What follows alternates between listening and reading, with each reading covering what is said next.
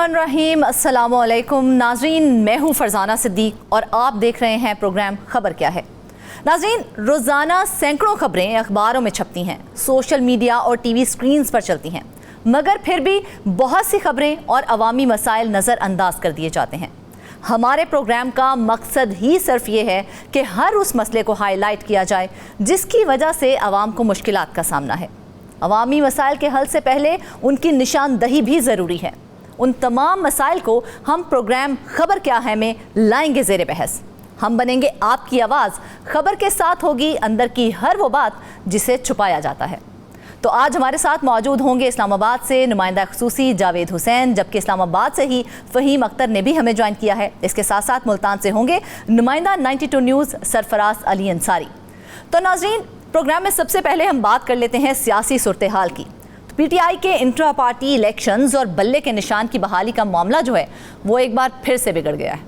Election commission ने PTI के 3 मार्च को कराए गए इंट्रा पार्टी इलेक्शंस पर एतराज़ात उठा दिए हैं।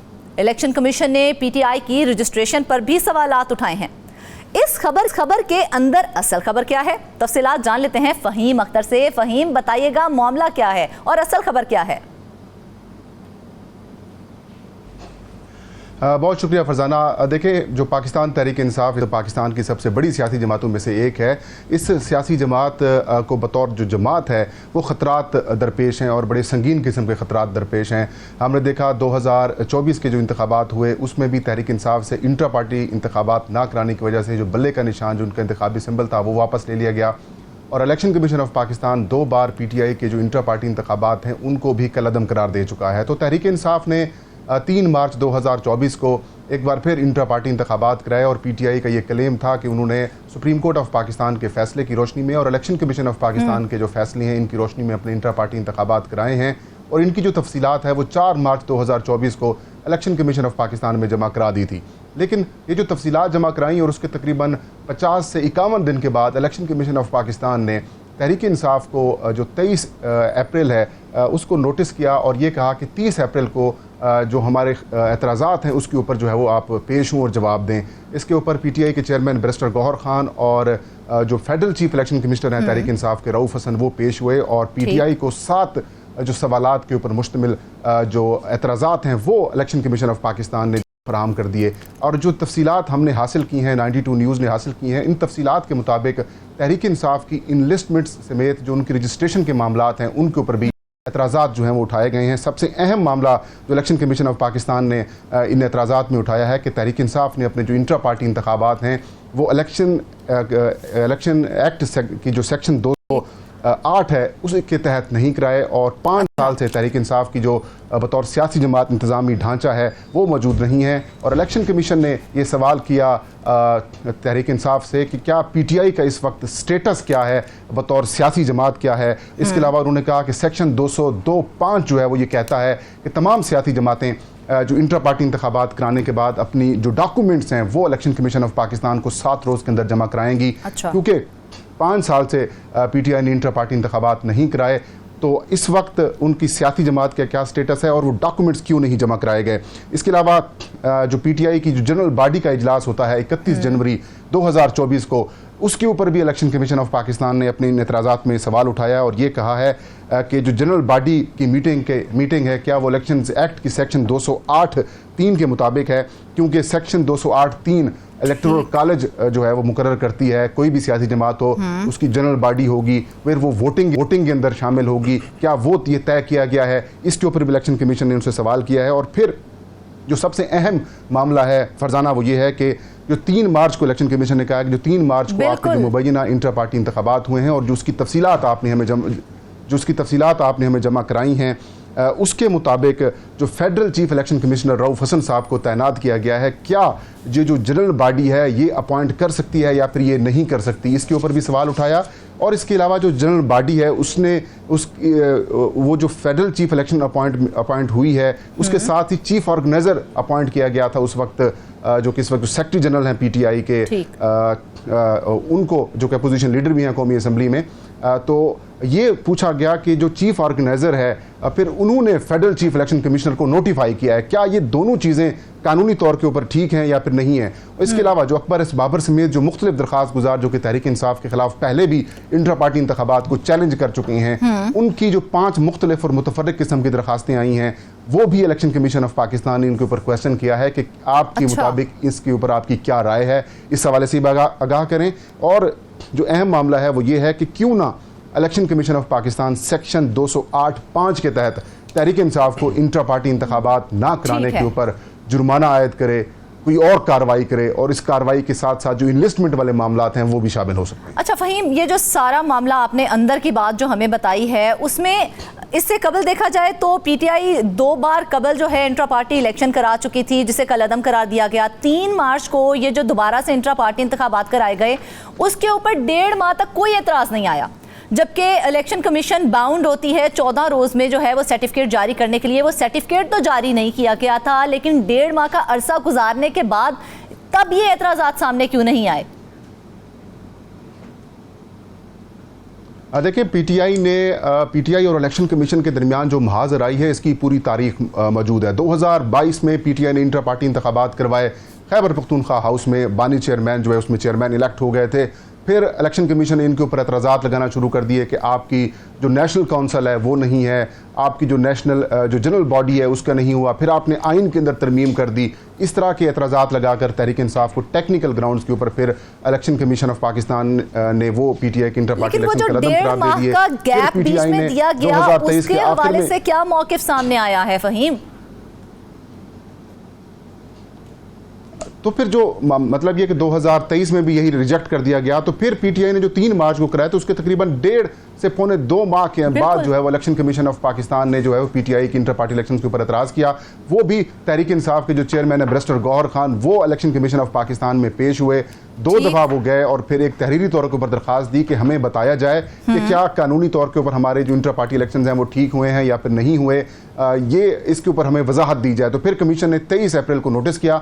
अब पीटीआई का ये मौक़िफ़ है कि जो इंटर पार्टी इलेक्शंस हुए हैं उसके कंडक्ट ऑफ इलेक्शंस के ऊपर किसी किस्म का कोई एतराज़ नहीं आयद किया गया, और जो इलेक्शन कमीशन ने हमसे जवाब मांगे हैं उसका जो जवाब है वो हम इलेक्शन कमीशन ऑफ पाकिस्तान को फराहम कर देंगे। कुछ कानूनी किस्म के पीटीआई का ये कहना है कि कानूनी किस्म के ये जो सवालात हैं वो पूछे गए हैं, इनका हम जवाब देंगे। लेकिन अगर ये जो एतराज़ात जिनकी तफसीलात आप भी देख रही हैं, मैं भी देख रहा हूँ, अगर ये देखा जाए तो ये बड़े सीरियस किस्म के सवालात हैं जो कि पीटीआई से पूछे गए हैं, और आने वाले दिनों के अंदर एक नई जो कंट्रोवर्सी है पीटीआई के लिए वो पैदा हो सकती है।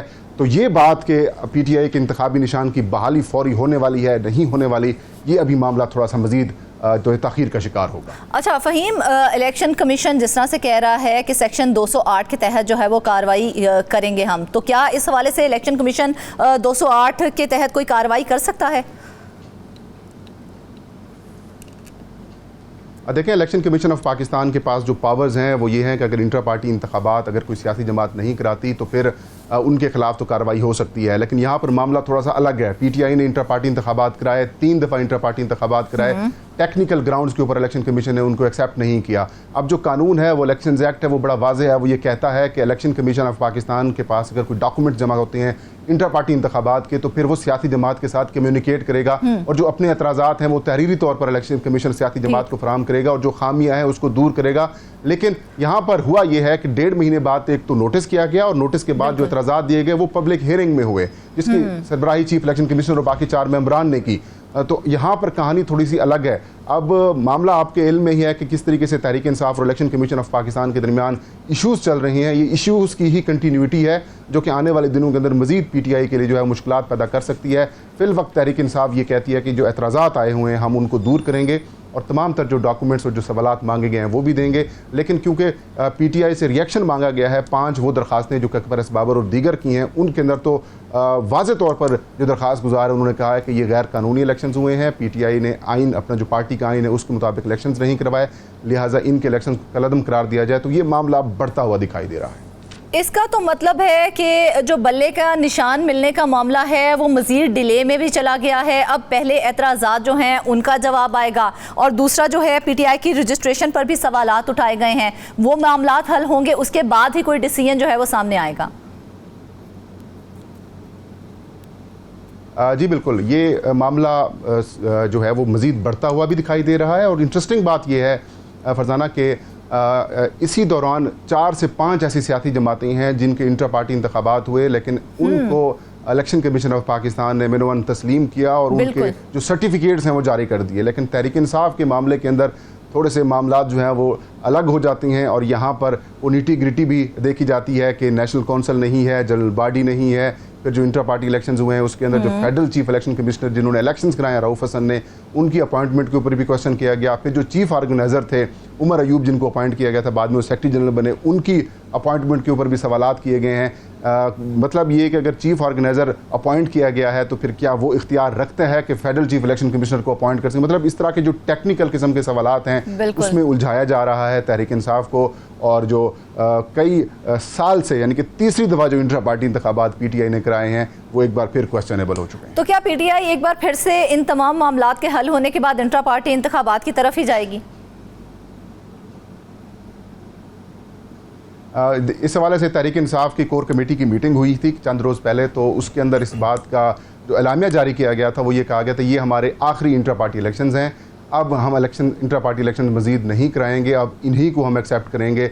पहले पीटीआई ने ये फैसला किया था कि हम इन्हीं इंट्रा पार्टी इलेक्शंस के हवाले से जो इलेक्शन कमीशन के एतराज़ात हैं वो दूर करने की कोशिश करेंगे। अगर दूर ना हुए तो फिर इलेक्शन कमीशन ऑफ पाकिस्तान का जो भी हुक्म होगा फिर उसको हम हाई कोर्ट्स के अंदर चैलेंज करेंगे। मतलब ये पॉसिबिलिटी है कि अगर ये तमाम एतराज़ात जो हैं उन पे इलेक्शन कमीशन मुतमईन नहीं होता, और तो क्या एक बार फिर से बात वही है कि अगर वो एतराज़ात दूर नहीं होते तो फिर से जो है इंट्रा पार्टी इंतखाबात की तरफ पीटीआई को जाना पड़ेगा? देखिए, अगर तो इलेक्शन कमीशन एक्सेप्ट नहीं करता तो फिर तहरीक इंसाफ ये कहती है कि हम इंट्रा पार्टी इलेक्शन मजीद नहीं कराएंगे, फिर हम कानूनी जंग लड़ेंगे। कानूनी जंग में आपको पता है हाई कोर्ट भी है, सुप्रीम कोर्ट ऑफ पाकिस्तान का फोरम भी है, बहुत से फोरम वो उधर तक लेके जाएंगे।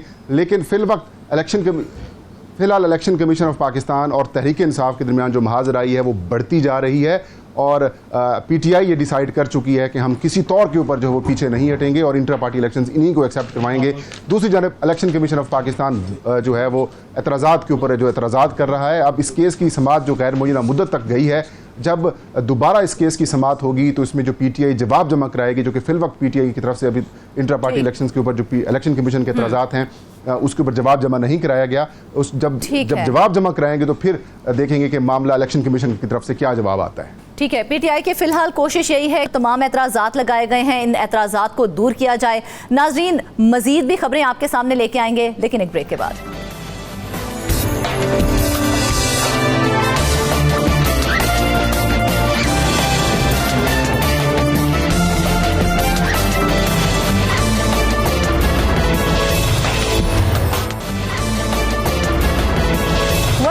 नाज़रीन, दुनिया तेजी से तरक्की की जानिब गामज़न है, पाकिस्तान भी तरक्की की जानिब गामज़न है, अगरचे रफ्तार थोड़ी सुस्त है।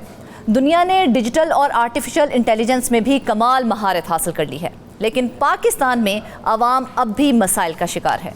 बेशतर अमूर अब डिजिटल और आर्टिफिशियल इंटेलिजेंस तरीक़ों से होंगे, लेकिन सुस्त रवि से काम करने वाले बेशतर अफसरान की छुट्टी होने के इम्कानात बहुत ज़्यादा हैं। अहम सवाल यह है कि क्या पाकिस्तान 2028 तक अपने अहदाफ हासिल कर लेगा? पाकिस्तान ने डिजिटल इकोनॉमी इन्वेस्टमेंट प्रोजेक्ट पर कितना काम किया है? तमाम तर सूरत हाल पर गुफ्तगू करने के लिए हमारे साथ मौजूद हैं जावेद हुसैन, नुमाइंदा खसूसी इस्लामाबाद हैं, और हम इनसे ही जानेंगे कि क्या सूरत हाल है। जावेद, सबसे पहले तो ये बताइएगा, ये जो मामलात हैं कि अफसरान की छुट्टी हो जाएगी और जो है डिजिटल इंफॉर्मेशन जो है वो उसके साथ हम बहुत से फ़ायदे हासिल करेंगे, कितनी सच है?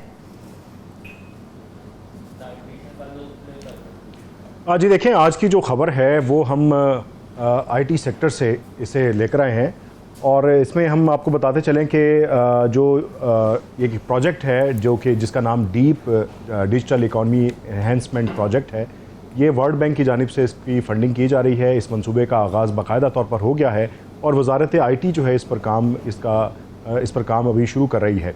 इस हवाले से आपको बताएं कि इस टेक्नोलॉजी से जैसा कि मुल्क में अमूमी तौर पर यह बात होती है कि गवर्नेंस के मसाइल हैं, आम आदमी को रिलीफ की बात की जाए तो वहाँ पर भी गवर्नेंस के मसाइल दिखाई देते हैं। तो ई गवर्नेंस का जो एक मॉडल है उसे अप्लाई करने के हवाले से पाकिस्तान में इसका आगाज़ किया गया है, क्योंकि दुनिया बहुत आगे तरक्की कर चुकी है टेक्नोलॉजी में, तो पाकिस्तान बहुत पीछे रह गया। और इस हवाले से एक जो वर्ल्ड बैंक की रिपोर्ट है उसमें जो ग्राफिक्स दिखाए गए हैं उसमें भी देखा जा सकता है कि पाकिस्तान इस टेक्नोलॉजी में, जिसे डीप कहा जाता है, बहुत पीछे रह गया है।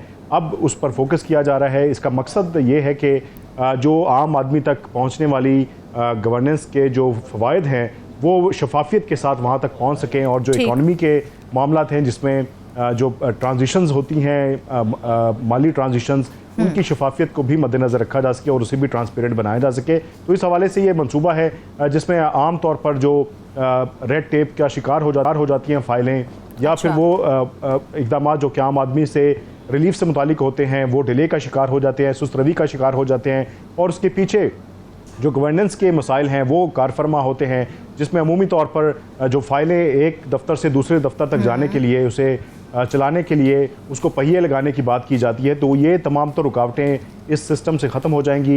ये एक टेक्नोलॉजी है जिस पर आज नहीं तो कल लाजमी तौर पर तमाम ममालिक को दुनिया भर के आना पड़ेगा। तो इस सिलसिले में अगर इस टेक्नोलॉजी की बात की जाए और इसके अंदर इनोवेशन क्या है, तो इसकी जो बहुत बड़ी अफादियत जो आम आदमी के लिए है वो एक ट्रांसपेरेंसी और वक्त जो है वक्त का ज़िया किए बगैर कामों की तकमील है।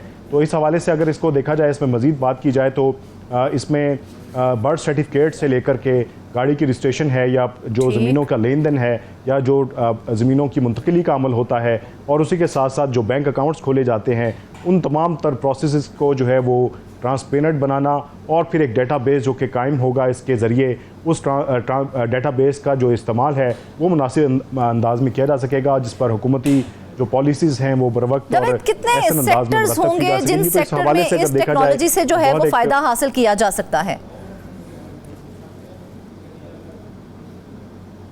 जी देखिए, इसका जो फ़ायदा है वो एक आम आदमी का इससे फ़ायदा होगा कि आपका जो मोबाइल फ़ोन है उसमें एक इस फोरम को जो कि कनेक्टेड होगा आपके नादरा के साथ, मिनिस्ट्री ऑफ IT उसको स्टीयरिंग कर रही होगी, और इसके साथ साथ आपका जो बोर्ड ऑफ इन्वेस्टमेंट है वो इससे मुंसलिक होगा, और दीगर जो इदारे हैं वो इससे मुंसलिक होंगे, और एक एप्लीकेशन की सूरत में मोबाइल फ़ोन में आ जाएंगे, जिस पर आपको मोबाइल फ़ोन के ज़रिए ही तमाम तर जो काम हैं वो आपके मोबाइल फ़ोन या डिजिटल प्लेटफॉर्म के ज़रिए वो पाया तकमील तक पहुँचेंगे। चाहे वो आपको बर्थ सर्टिफिकेट लेना हो, या गाड़ियों की रजिस्ट्रेशन करवानी हो, या जहाँ पर आप देखते हैं कि बहुत ज़्यादा वक्त ज़ाया होता है, और साथ ही साथ वहाँ पर जो एजेंट माफिया या जो टाउट या क्लरिकल स्टाफ जो रिश्वतस्तानी के वाक़यात रूनमा होते हैं वो इससे ख़त्म हो सकेंगे। तो एक अच्छी खबर एक आम आदमी के लिए है, और बुरी खबर उन लोगों के लिए जो कि इस पूरे सिस्टम को स्लो करने में और पैसे खाने में या सिस्टम को डाउन करने में मुलविस हैं, उनके लिए एक बुरी खबर है। तो ये जो नया निज़ाम मुतारिफ करवाया जा रहा है, ये मौजूदा निज़ाम में फिट इन हो सकेगा? जी बिल्कुल, ये एक बहुत अहम क्वेश्चन है, और इसमें बहुत बड़ा चैलेंज इस वक्त यही है कि एक आम आदमी का जो माइंडसेट है उसको तब्दील करने की ज़रूरत है, और इसी के साथ साथ जो एक सरकारी इदारे में या महकमे में काम करने वाला जो शख्स है उसका भी माइंडसेट तब्दील करने के हवाले से इस प्रोजेक्ट में यही बड़े चैलेंजेस हैं, जिसके लिए अब ये काम शुरू किया गया है। 4 साला मंसूबा है जिस पर तकरीबन 21 अरब रुपए जो है वो खर्च किए जाएंगे। $74 मिलियन की फंडिंग है जो कि वर्ल्ड बैंक करने जा रहा है, और इस हवाले से अब इस पर काम शुरू किया गया है, और तमाम स्टेक होल्डर्स को इस पर जो है वो लाया जाएगा, और कोशिश की जाएगी कि ई गवर्नेंस में तमाम जो डिवीजन्स हैं, वजारतें हैं, उनको मुंतकिल किया जा सके डिजिटली जो प्रोसेस है उसके ऊपर, ताकि जो स्लोनेस है सिस्टम की और जो वसाइल हैं उनका जो गलत इस्तेमाल किया जाता है उसको दुरुस्त समझ में लाने के हवाले से बहुत बड़ा एक प्रोजेक्ट है। अगर इस पे तमाम तर सिस्टम को मुंतकिल कर दिया जाता है तो ट्रांसपेरेंसी जो है वो 99% मेक श्योर की जा सकेगी कि आपके जो काम है सरकारी सतह पर जो होने वाले वो ट्रांसपेरेंट तरीके से हो सकेंगे और बर वक्त हो सकेंगे। तो इस हवाले से बड़ा चैलेंज यही है कि सबसे पहले टेक्नोलॉजी को समझ के उस पर मुंतकिल करना, आवाम के ज़हनों को तब्दील करना बहुत बड़ा चैलेंज है। बिल्कुल ऐसा ही है। साथ ही रहिएगा, इस वक्त CEO National Information Technology Board Doctor Babar Majeed Bhatti ने भी हमें ज्वाइन किया है। Sir, welcome to the show. Thank you for inviting me. Thank you very much. Babar sahab, ये बताइएगा कि नई टेक्नोलॉजी मुतारिफ करवाई जा रही है, क्या फ़ायदे इसके आप देख रहे हैं, कितना फ़ायदेमंद होगा ये? देखिए, इसको आम शहरी के लिए इसको सिंपल वर्ड्स में मैं बयान कर देता हूँ। इस वक्त जो top 9 most emerging countries in the world हैं, हमने उनकी एक स्टडी की, और आप इसको मतलब जो डिजिटलाइजेशन है, मैं उसके लिए बात करना चाहता हूँ। जो top most emerging countries in the world है, हमने उनकी डिजिटल ग्रोथ की स्टडी की कि क्या फैक्टर्स। ठीक। So there is a very strong correlation between the economic development of those countries and the digitalization. यानी कि जिस सीरियसनेस और इन डेप्थ डिजिटलाइजेशन से वो लेके चले हैं अपनी कंट्री को, there is a very strong correlation कि उनकी इकोनॉमी भी उसी तरह से ऊपर गई। So this gives us a very good opportunity and lesson कि हमें भी अपने आप को डिजिटलाइज करने की। अब जब हम डिजिटलाइज की बात करते हैं तो अगेन इसका मतलब क्या है? देखिए, इसको हम 3 बड़े पिलर्स में डिवाइड कर सकते हैं। पहली चीज तो ये है कि डिजिटलाइजेशन फॉर द सोसाइटी। इसका मतलब ये है कि जो सिटीजन सर्विसेज हैं, जो सिटीजन आपको बिल्स की लाइन में जो लंबा लगना पड़ता है, या बैंक अकाउंट्स, या आपके गवर्नमेंट से कोई भी काम है, या वाटर बिल आपने पे करना है, या आपको वाटर बिल में कोई इशू है, तो you have to visit them. आप उनके पास जाते हैं, कितने घंटे लगाते हैं। तो अगर ये सारी चीजें आप अपने डेस्कटॉप पे बैठ के या अपने मोबाइल फोन से कर लें, तो देखें एक आम शहरी की जिंदगी में कितना फर्क है। So this is digital society. Second चीज जो है इसका कंपोनेंट, वो है डिजिटल इकोनॉमी। अच्छा, डिजिटल इकोनॉमी का मतलब ये है कि हम अपनी इकोनॉमी को जितना डिजिटलाइज, जितना ट्रांसपेरेंट और जितना एफिशिएंट करेंगे, उतनी ही फास्ट इकोनॉमिक डेवलपमेंट होगी। It's a no brainer. और इसका तीसरा पार्ट जो है वो है डिजिटल गवर्नेंस। हमारी गवर्नेंस, जिस तरह से अभी डिस्कस हो रहा था कि हमारी जो गवर्नेंस है उसमें एफिशिएंसी, ट्रांसपेरेंसी बहुत ज़्यादा इंस्टिगेट होगी जब हम आईटी इंटरवेंशन से डिजिटलाइजेशन में। तो इन चीज़ों को रियलाइज करने के लिए मल्टीपल इनिशिएटिव्स दिए जा रहे हैं। ऑफ कोर्स के डीप प्रोजेक्ट जो है इज अ की माइलस्टोन। इट्स अ की milestone in the digitalisation journey of Pakistan. अच्छा बाबर मजीद साहब, ये कहिएगा कि ये जो नया मंसूबा है, साइबर सिक्योरिटी का रिस्क कितना है इसमें? देखिए, जब डिजिटलाइजेशन होगी, जब चीज़ें ऑनलाइन होंगी, तो ऑफ कोर्स साइबर सिक्योरिटी के न्यू रिस्क इवॉल्व होंगे। This is how they go hand in. That is why इस सारे प्रोजेक्ट के अंदर साइबर सिक्योरिटी एक खास कंसर्न है। तो जब हम डिजिटलाइजेशन को डिज़ाइन करते हैं तो उसके साथ हम उसके साइबर सिक्योरिटी आर्किटेक्चर एक कंप्लीट लेयर होती है। यानी कि ये ऐसे नहीं है कि आपने सिर्फ डेवलप कर लिया और साइबर सिक्योरिटी का आपने ख्याल नहीं रखा। तो of course cyber security architecture जो है वो स्कोप का इम्पॉर्टेंट पार्ट है, और उसको करने के लिए हमने very systematically different experts, bodies and departments को एंगेज किया। यानी कि थॉरो प्रोसेस के जो भी चीज़ डिजिटलाइज होती है, नॉट ओनली ये कि उसको इन ऑपरेशन साइबर सिक्योरिटी स्टैंडर्ड्स पे देखा जाता है, बल्कि जब वो डेवलप हो रही है, उसका आर्किटेक्चर बन रहा है, एवरी स्टेज के ऊपर वो डिजिटलाइजेशन की जाए और साइबर सिक्योरिटी की एफर्ट्स की जाती है। ठीक। जावेद हुसैन, आप डॉक्टर बाबर से कोई सवाल करना चाहेंगे?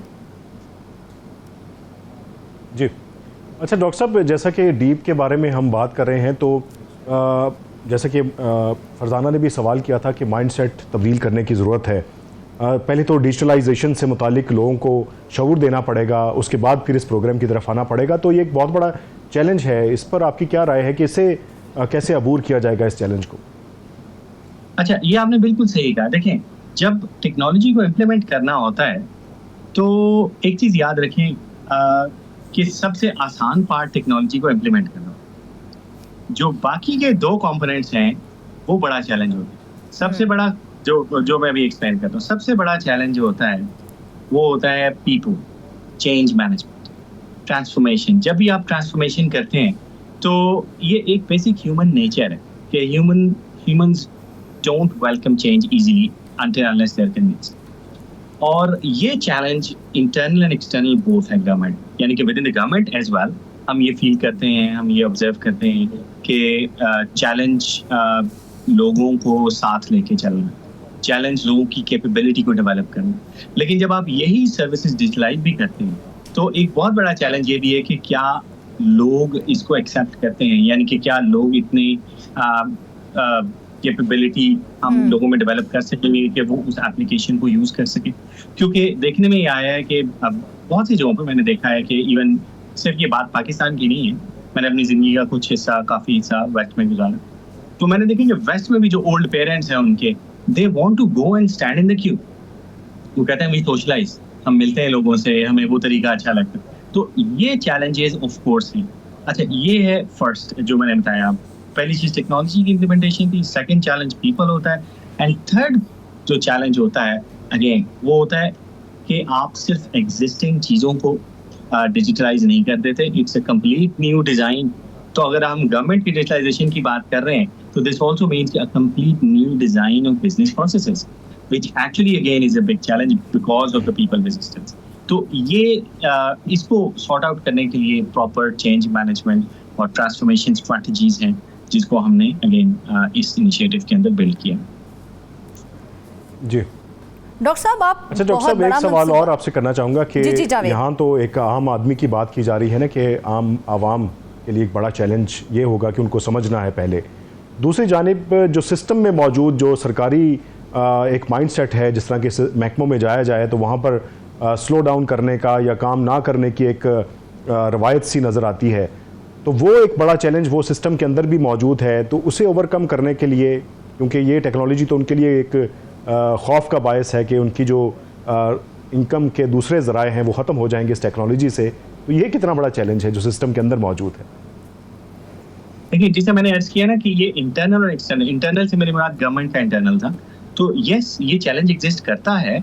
और ट्रांसपेरेंसी और एफिशिएंसी, अच्छा ये ज़रूरी नहीं है कि जिस तरह कहा जाता है ना कि खुदा ना सब पैसे खाने के लिए ही लोग इसको रेजिस्ट करते हैं कि जी वो कैसे होगा, ये बात नहीं है। शायद ये एलिमेंट एग्जिस्ट करता हो टू सम एक्सटेंट।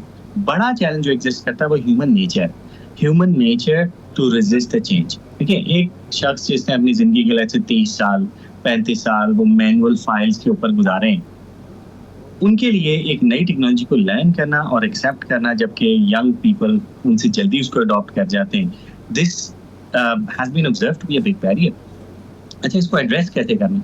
इसको एड्रेस करने के लिए हम कैपेसिटी एंड कैपेबिलिटी डेवलपमेंट पर फोकस कर रहे हैं। इसके साथ साथ आईटी स्किल्स को इम्प्रूव कर रहे हैं और आई होप कि इंशाल्लाह मतलब the direction is very right. दुनिया में बाकी मुल्कों ने भी इसको किया है, जब उन्होंने इसको फोकस किया है। तो ज़रूरत जो इस स्टेज पे होती है टू इनिशिएट वो है टॉप मैनेजमेंट की कमिटमेंट। एंड पाकिस्तान में आई विल से कि we are lucky right now. इस वक्त हमें टॉप मैनेजमेंट से कमिटमेंट मिल रही है, गवर्नमेंट में इवन प्राइम मिनिस्टर साहब, even ministries, they all want to do it और वो हमें हर तरह की सपोर्ट दे रहे हैं। So I see light, I see challenges but I see light कि जी ये इसको किया जा सकता है। ठीक है। अच्छा डॉक्टर बाबर साहब, ये बताइएगा, ये जो डिजिटल इन्हांसमेंट का जो मंसूबा आप बता रहे हैं बहुत वसी हमें दिखाई दे रहा है, बहुत से सेक्टर्स इसके अंदर कवर हो रहे हैं, ये मंसूबा मुकम्मल कब तक हो जाएगा? देखिए, जिस तरह से पहले अर्ज किया है कि ये तकरीबन 4 साल का प्रोजेक्ट है। यस, ये अभी अपेरेंटली स्कोप में जितने नजर आ रहे हैं एक्चुअली ये इससे भी ज़्यादा ब्रॉड है। उसकी वजह ये है कि जिस तरह एक कॉम्पोनेंट इसमें डिजिटल गवर्नेंस का जो है, इसके अंदर हमें नॉट ओनली फेडरल गवर्नमेंट बल्कि प्रोविंशियल गवर्नमेंट्स को भी साथ लेके चलना है। जो पोर्टल है, जो सर्विसेज हैं, digital services for the citizens हैं।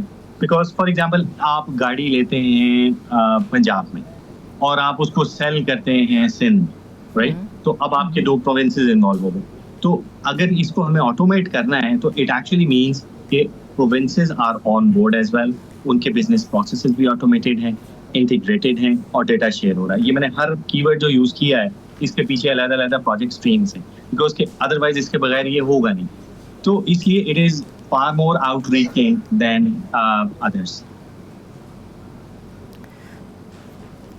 अच्छा जावेद, ये बताइएगा कि जिस तरह से डॉक्टर साहब ने हमें ये सारी मालूमात जो हैं वो दी हैं, इस मंसूबे को जो है इन फ्यूचर हम किस तरह से स्टेबल रख सकेंगे? क्या इसके लिए फंड्स जो हैं वो कैसे दिए जाएंगे?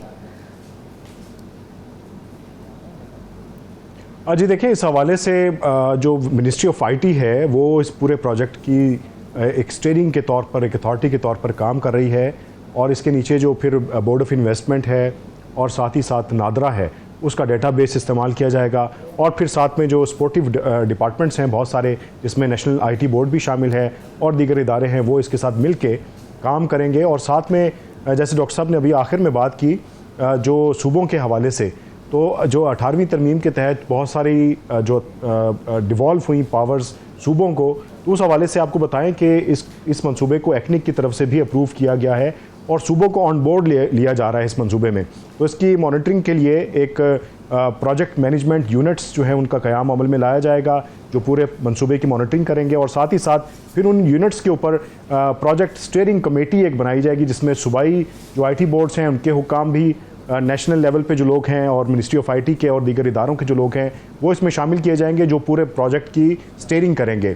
4 साल का मंसूबा है और जो स्टीयरिंग कमेटी है वो तमाम पर वो इक़दाम लेगी जो मॉनिटरिंग के हवाले से होंगे, इसकी इम्प्लीमेंटेशन के हवाले से इस मंसूबे के होंगे, और तमाम इदारों को ऑन बोर्ड लेकर पूरे मुल्क के अंदर एक नेशनल लेवल पे इस मंसूबे को इम्प्लीमेंट करवाया जाएगा, जिसके लिए तमाम मिनिस्ट्रीज़, जैसा कि अगर वफाकी हुकूमत की बात की जाए तो तकरीबन 44 के करीब इसकी डिवीज़न्स हैं और 33 के करीब जैसे वजारतें बनती हैं उसमें। तो जो डिवीज़न्स हैं उनको पहले से काम शुरू कर दिया गया है ई-गवर्नेंस प्रोजेक्ट पर लाने के लिए, और ये बताया जा रहा है कि 20 या 22 डिवीज़न्स ऐसी हैं जिनको ऑलरेडी डिजिटलाइजेशन की तरफ लाया जा चुका है, और कोशिश की जा रही है कि ई-गवर्नेंस के साथ जो पेपरलेस वर्क है दफातर में उनको यकीनी बनाया जा सके। तो ये पूरे का पूरा एक प्रोजेक्ट है जो कि तमाम तर वजारतों में इसको इम्प्लीमेंट किया जाएगा। और आपको बताते चलें कि चंद ही रोज़ पहले वज़ीर-ए-आज़म शहबाज शरीफ की जानिब से भी इस बात की हिदायत जारी की गई हैं तमाम डिवीज़न्स और वजारतों को कि वो अपने ई-गवर्नेंस के जो मामलात हैं, और वजारत IT को ये हिदायत दी गई है कि वो 1 महीने में इन तमाम वजारतों और डिवीज़न्स की रिपोर्ट उनको पेश करेंगी कि ये प्रोसेस कहाँ तक पहुँचा है। तो ये अमल अब शुरू कर दिया गया है और कोशिश ये की जाएगी कि इसे बर वक्त किया जाए। लेकिन एक रवायती तरीका हमारे यहाँ जो देखने में आता है कि इस तरह के बड़े प्रोजेक्ट्स जो कि अवामी नौइयत के और अवामी फ़ायदे के होते हैं वो अमूमी तौर पर सुस्त रवि का शिकार हो जाते हैं। अगर तमाम तर तवानाइयाँ इस मंसूबे पर लगाई जाएँ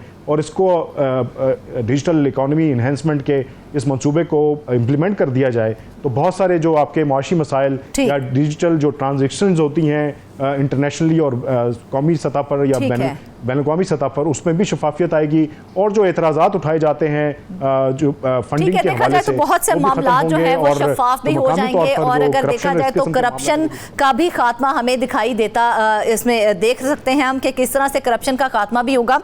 CEO Information Technology Board Doctor Babar Majeed Bhatti हमारे साथ मौजूद थे। सर, बहुत शुक्रिया आपके वक्त का। नाज़रीन, वापस आने के बाद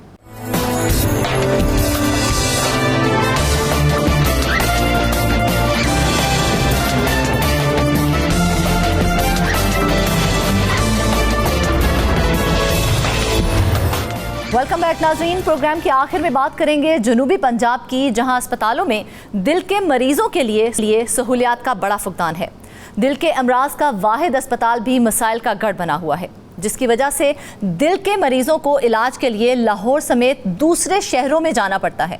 ये मसाइल कब से हैं और महकमा सेहत इसे क्यों नज़रअंदाज करा है? तमाम तर सूरत हाल पर गुफ्तगू के लिए हमारे साथ मौजूद हैं सरफराज अली अंसारी से। सरफराज, ये बताइएगा कि ये मसाइल कब हल होंगे और इसकी डिटेल्स क्या हैं? जी बिल्कुल, देखिए कि बदकिस्मती से हमारे हुक्मरान जो हैं उनकी तरजीहात कुछ और हैं। जो मुल्क के अंदर पॉलिटिकल अनस्टेबिलिटी रही है गुज़िश्ता चंद साल, उसमें दीगर शोबों को तो नुकसान पहुंचा ही है, लेकिन सबसे ज़्यादा नुकसान जो है शोबा हेल्थ को पहुंचा है। इकॉनमी के बाद शोबा हेल्थ जो है वो निगलेक्टेड रहा है कई सालों से। अगर बात करें मुल्तान समेत जनूबी पंजाब के सबसे बड़े दिल के अमराज के लिए वाहिद अस्पताल मुल्तान इंस्टीट्यूट ऑफ कार्डियोलॉजी की, तो उसके अंदर जो है सर्जरी के लिए इस्तेमाल होने वाले मुख्तलिफ वाल्व जो हैं वो नायाब हैं, और स्टंट्स जो हैं मुख्तलिफ साइज़ के वो भी नहीं मिल रहे, जबकि पेस मेकर जो दिल की मसनूई बैटरी जो होती है दिल को मसनूई तौर पर चलाने के लिए वो भी नहीं मिल रही, और मरीज़ों को अच्छी खासी मुश्किलात का सामना करना पड़ रहा है। मैं आपको ये बताऊं यहाँ पर कि ये जो मुल्तान इंस्टीट्यूट ऑफ कार्डियोलॉजी है ये न सिर्फ जनूबी पंजाब बल्कि KP के अंदरून सिंध और बलूचिस्तान से आने वाले जो गरीब मरीज़ हैं उनको भी ये सेहत की सहूलियात फराहम कर रहा है, और ये उनके लिए बिलाशुबा एक नेमत की सहूलत, नेमत जो है ना उसका दर्जा रखता है। लेकिन गुज़िश्ता चंद सालों से जैसे मुल्क के अंदर अनस्टेबिलिटी रही है तो यहाँ पर मामलात खासे गमगीन रहे हैं और बहुत सारी जो सहूलियात हैं उनका फुकदान नज़र आया है। बोर्ड ऑफ मैनेजमेंट में मुखैर हजरात जो हैं वो अपना हिस्सा डाल रहे हैं, लेकिन फिर भी बहुत सारी सहूलियात जो है वो मरीज़ों से दूर है और उनको परेशानी का सामना करना पड़ रहा है। अगर मैं आपको यहाँ एक छोटी सी मिसाल देता हूँ तो ये जो पेस मेकर्स हैं, ये सिंगल चैम्बर जो पेस मेकर है बाज़ार के अंदर 2,40,000 रुपये में मिल रहा है, जबकि अगर डबल चैम्बर पेस मेकर उसकी बात करेंगे तो वो 4,80,000 रुपये में मिल रहा है।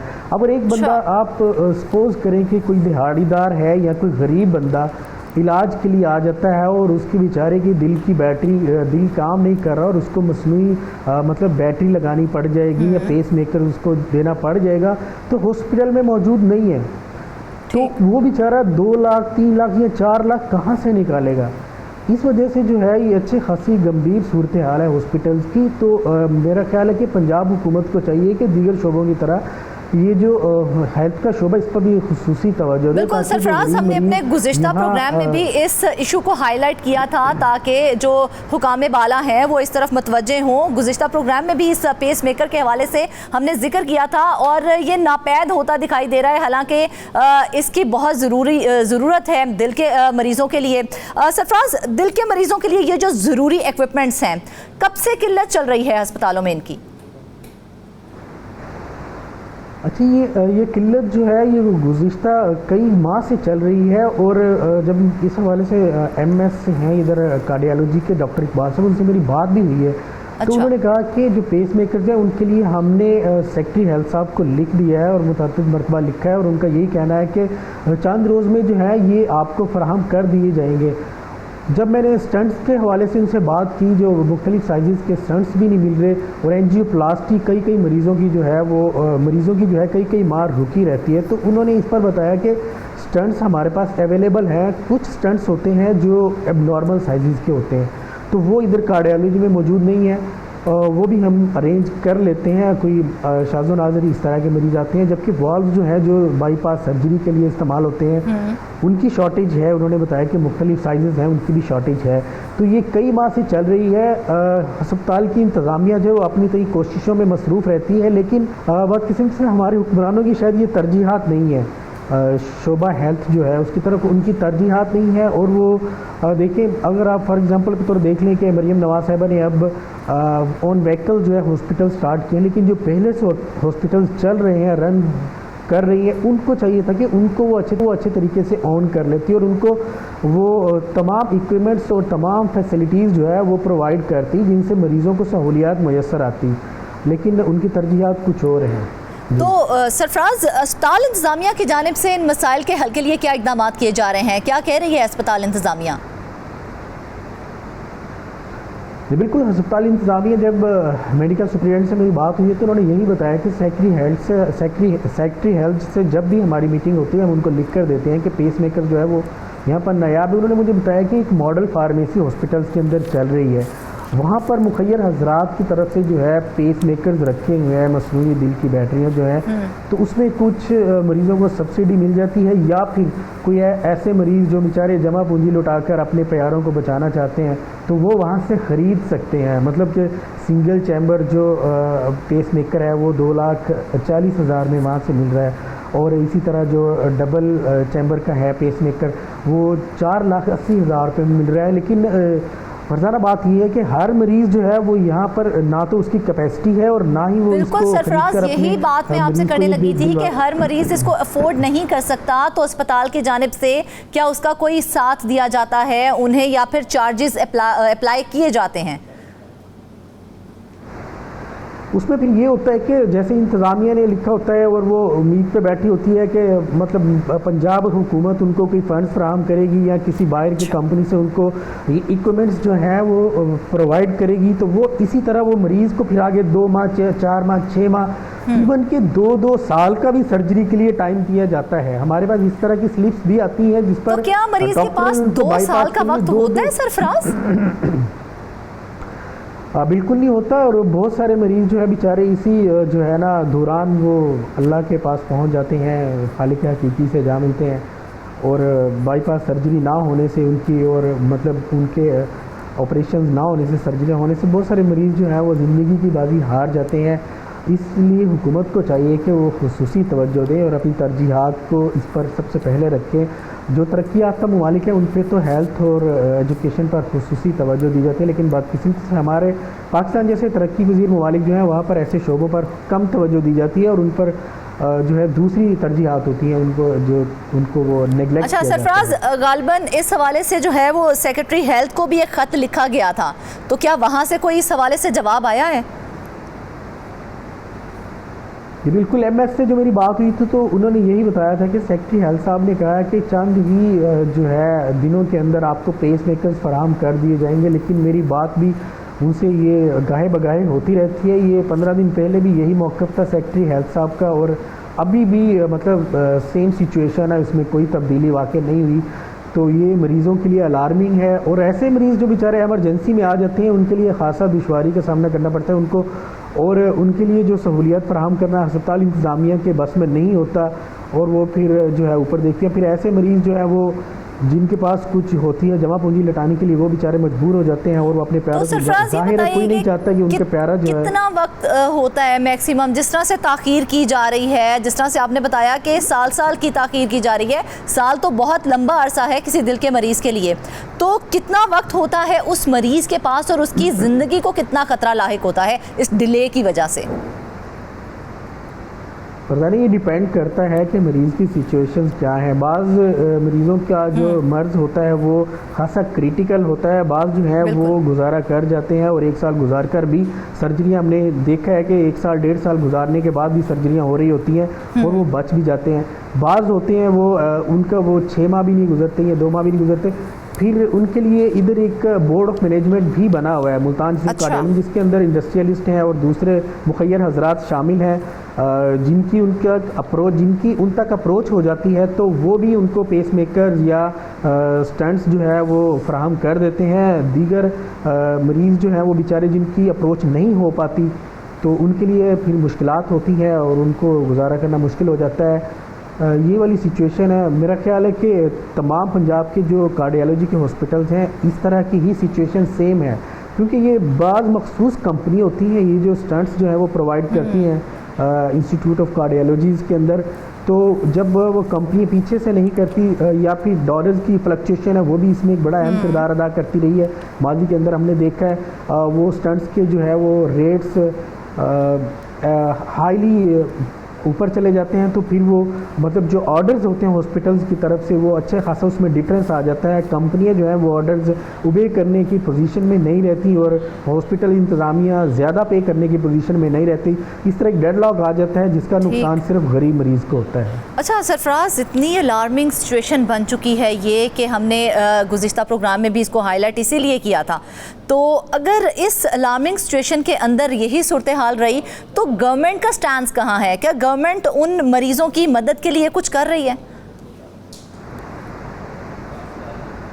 जी अगर बात की जाए इंटरम सेटअप पे जब मोहसिन नकवी साहब आए थे उन्होंने जो है रिवैम्पिंग स्टार्ट की थी हॉस्पिटल्स के अंदर, आपके इलाके में होगा, और अच्छी खासी मतलब कि अरबों रुपया लग गया था रिवैम्पिंग के अंदर और अभी तक चल रही है बहुत सारे हॉस्पिटल्स के अंदर। जैसे मुल्तान के अंदर मुल्तान इंस्टीट्यूट ऑफ कार्डियोलॉजी में भी चल रही है, निस्तर हॉस्पिटल्स के अंदर भी चल रही है। अरबों रुपये के फंड्स जो है उसमें झोंक दिए गए हैं। वल्लाह आलम के वो किकबैक के लिए था या कमीशन के चक्कर में लगाया गया। अगर वो वाला पैसा सारा वो मतलब जो इक्विपमेंट्स हैं या जिसकी डेफिशिएंसी है मेडिसिन की या मतलब ये वॉल्व्स हैं सर्जरी के लिए इस्तेमाल होने वाले मुख्तलिफ साइज़ के स्टंट्स हैं या फिर पेस मेकर्स की बात हम कर रहे हैं, इन पर अगर ये कुछ फंड्स वो अवेलेबल कर दिए जाते हॉस्पिटल इंतज़ामिया को तो मेरा ख्याल है कि ये पंजाब गवर्नमेंट की तरफ से अच्छा होता। और अगर वो इंटरम सेटअप वाले कुछ नहीं कर सके तो मरीम नवाज साहिबा को चाहिए कि वो इस पर तवज्जो दें और जो हॉस्पिटल्स के अंदर मरीज़ मुश्किलात का शिकार हैं उनको वहाँ से निकालने के लिए उनको रिलीफ फराहम करने के लिए फंड्स की फौरी फराहमी की जाए ताकि हॉस्पिटल इंतज़ामिया जो है वो अपनी कई इक़दाम कर सके और मरीज़ों को रिलीफ फराहम किया जाए। अच्छा सरफराज, हेल्थ कार्ड इंट्रोड्यूस करवाया गया था, कितना मुआवन है वो उन मरीज़ों के लिए जिनको पेस मेकर चाहिए? हाँ, मैं आपको बताता हूँ कि ये बड़ी दिलचस्प बात है कि ये हेल्थ कार्ड जो हैं ये हर सर्जरी के लिए उन्होंने कहा था कि ये वैलिड है, लेकिन अनफॉर्चुनेटली ये पेस मेकर्स के लिए ये हेल्थ कार्ड भी इस्तेमाल नहीं हो रहा। एक्चुअली उसकी अच्छी खासी जो है वो अमाउंट है, मतलब अगर किसी को डबल चैम्बर का पेस मेकर चाहिए तो वो 4,80,000, ये अच्छी खासी अमाउंट है। और हॉस्पिटल्स जैसे जो मतलब गवर्नमेंट की इंस्टीट्यूशंस हैं उनके अंदर तो मरीज़ों की लाइनें लगी होती हैं। सिर्फ अगर मैं बात करूं मुल्तान इंस्टीट्यूट ऑफ कार्डियोलॉजी की, तो वहाँ पर चूँकि जनूबी पंजाब के अलावा KP के बलोचिस्तान, अंदरून सिंध से भी मरीज़ आते हैं, तो डेली की जो है वहाँ मरीज़ों की तादाद जो है वो 4 से 5 हज़ार विजिटर्स की है। ये मैं मरीज़ों की बता रहा हूँ, ये डेली एमरजेंसी और आउटडोर में जो आने वाले मरीज़ हैं वो 4 से 5 हज़ार है। और उनमें डेली अगर 5 से 6 मरीज़ भी जिनको पेस मेकर चाहिए तो आई डोंट थिंक सो कि वो मतलब प्रोवाइड कर सकते हैं। तो इस वजह से अच्छी खासी मुश्किलात आ रहे हैं। हेल्थ कार्ड पर भी पेस मेकर्स फराहम नहीं किए जा रहे। अच्छा। ये भी पंजाब गवर्नमेंट को चाहिए कि इस पर भी एक स्टांस लें अपना और अपना मौक़िफ़ वाज़े करें, ताकि जो है मरीज़ अस्पताल में आकर धक्के खाने की बजाय घर से ही सोच समझ कर निकले कि उन्होंने प्राइवेट हॉस्पिटल में जाना है, हेल्थ कार्ड पर जाना है या किसी गवर्नमेंट इंस्टीट्यूट पे जाके जो है धक्के खाने हैं। तो ये सारा जो है ना पहले ही वो बेचारा डिसाइड कर ले घर पर ही जो गरीब मरीज़ है। ये पंजाब गवर्नमेंट को चाहिए कि इस हवाले से ज़रूर इक़दाम करें। अच्छा सरफराज, इस मामले को लेकर आपकी किसी ऑफिशियल से बात हुई कि इस मुद्दे को हाईलाइट किया जाए या उनका मौक़िफ़ सामने आए? देखिए, हॉस्पिटल की जो इंतज़ाम के उसमें मेरी मेडिकल सुपरिटेंडेंट से डॉक्टर इकबाल से अच्छी खासी लंबी गुफ्तगू हुई है, लेकिन वो चाहते तो हैं कि ये मतलब कि हाईलाइट हो, मतलब लेकिन वो कभी भी नहीं चाहते कि ऑन कैमरा हम खुद आकर इसको जो है ना वो गवर्नमेंट के सामने रखें या आवाम के सामने रखें। तो वो चाहते हैं कि भाई ये मामला हल हो, लेकिन वो ज़्यादा से ज़्यादा सेक्रेटरी हेल्थ को लेटर लिख सकते हैं, उनको वो मतलब डिमांड कर सकते हैं कि ये वाली हॉस्पिटल्स के अंदर डेफिशिएंसी है, इसको पूरा करने के लिए हमें फ़ंड्स फराहम किए जाएँ। इससे ज़्यादा वो फंड्स फराहम करने के हवाले से सरफराज ये कोई इतनी बड़ी बात नहीं है। एक सेहत के मसाइल के हवाले से एक मामला है जो कि हाईलाइट करना चाहिए और करना बनता भी है, तो फिर सामने आकर बात करने पे क्या एतराज़ है? एक्चुअली जितने भी हाई ऑफिसर्स हैं या ब्यूरोक्रेसी है या जितने भी हॉस्पिटल्स के हैं लोग, वो समझते हैं कि मतलब जब हम ऑन कैमरा आकर बात करेंगे तो वो डायरेक्ट गवर्नमेंट के ख़िलाफ़ बात जाएगी। हालांकि ऐसा नहीं है, वो मरीज़ों के हक़ में बोलेंगे, अपनी जो इदारा है, उनका इंस्टीट्यूशन है, उनका हॉस्पिटल है, उनसे हक़ में बात करेंगे। लेकिन वो समझते हैं कि ये हम पंजाब गवर्नमेंट के अगेंस्ट बात करेंगे या जो भी मतलब वफाक है या पंजाब है उसके अगेंस्ट हम बात करेंगे। यही वजह मेरे ज़हन में आती है कि वो ऑन कैमरा आकर बात करने से खतराते हैं और अवॉइड करते हैं। सेहत के मामलों पर बात करना बिल्कुल भी गवर्नमेंट के खिलाफ नहीं जाता। सरफराज, बहुत शुक्रिया आपका। जबकि जावेद हुसैन भी हमारे साथ मौजूद थे। जावेद, आपका भी बहुत शुक्रिया। फ़हीम अख्तर हमारे साथ मौजूद थे। फ़हीम, आपका भी बहुत शुक्रिया। नाज़रीन, आज का शो आपको कैसे लगा, इस हवाले से आपका फीडबैक हमारे लिए बहुत अहमियत का हामिल है। अपनी ढेर सारी दुआओं में हमें याद रखिएगा। इजाज़त दीजिए, अल्लाह हाफ़िज़।